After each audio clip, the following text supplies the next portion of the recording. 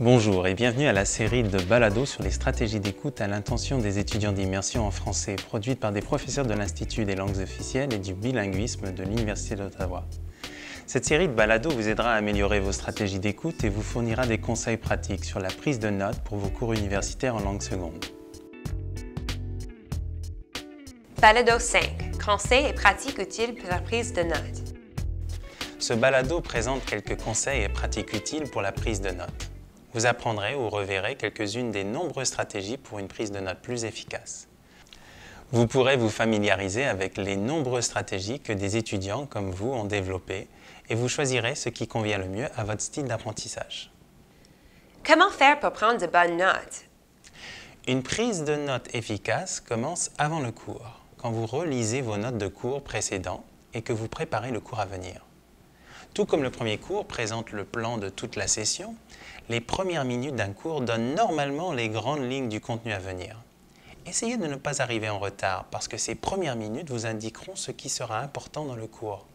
Parfois, il s'agit tout simplement d'un résumé du cours précédent. C'est le moment pour comparer votre résumé à celui du professeur. Asseyez-vous près du professeur. En général, plus vous êtes à l'avant de la salle de classe, meilleures sont vos notes de cours, puisqu'il y a moins de distractions. C'est plus facile de se concentrer sur le cours et de poser des questions lorsque vous ne comprenez pas. Mais je ne peux pas écrire tout ce que le professeur dit. N'essayez pas de tout noter.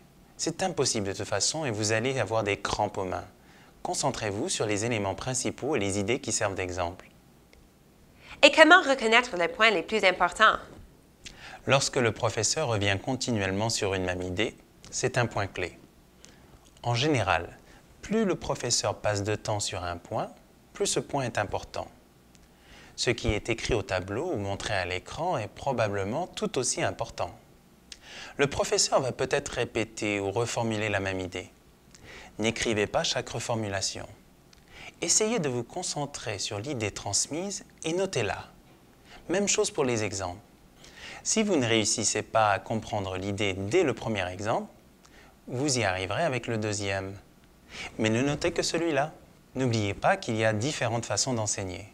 Certains professeurs ne répètent pas beaucoup, d'autres ne font que lire leurs notes. Lorsque vous rencontrez un professeur qui aime répéter un point en se servant de différents exemples, vous devriez être en mesure de vous en rendre compte et de modifier votre prise de notes en conséquence.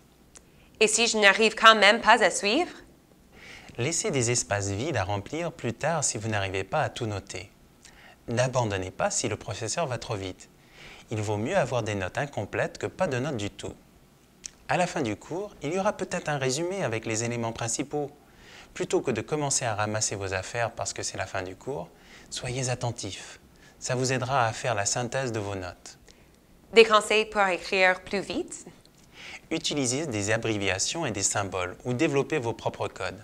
Par exemple, le signe d'égalité pour égal, EX pour exemple, DEF pour définition et ainsi de suite. Vous avez des trucs pour les notes papier-crayon?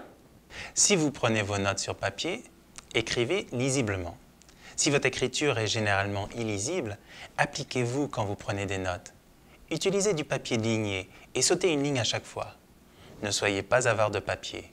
Laissez de grandes marges et espacez les paragraphes pour faciliter la lecture et l'étude de vos notes. N'écrivez que sur un côté de la feuille.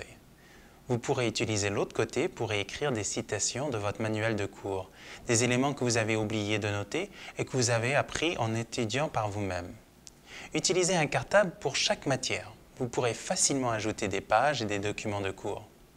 N'utilisez pas un cahier spirale parce que vous ne pourrez rien y insérer. Et si je prends mes notes à l'ordinateur?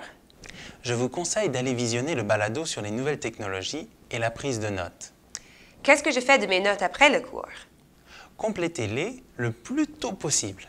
Empruntez les notes de vos camarades en classe. En échangeant vos notes avec vos partenaires d'études et d'autres étudiants, vous apprendrez d'autres façons de prendre des notes. Ça vous permettra aussi de vérifier si vous êtes d'accord sur les points importants. Et vous vous rendrez compte que vous êtes capable de prendre de bonnes notes. Pour terminer, ce balado vous a fourni quelques conseils et des pratiques utiles pour la prise de notes. Encore une fois, c'est à vous de trouver la façon qui vous convient le mieux et de mettre en pratique la méthode la plus utile. Merci d'avoir écouté ce balado sur les bonnes stratégies d'écoute qui vous a été présenté par des professeurs de l'Institut des langues officielles et du bilinguisme de l'Université d'Ottawa.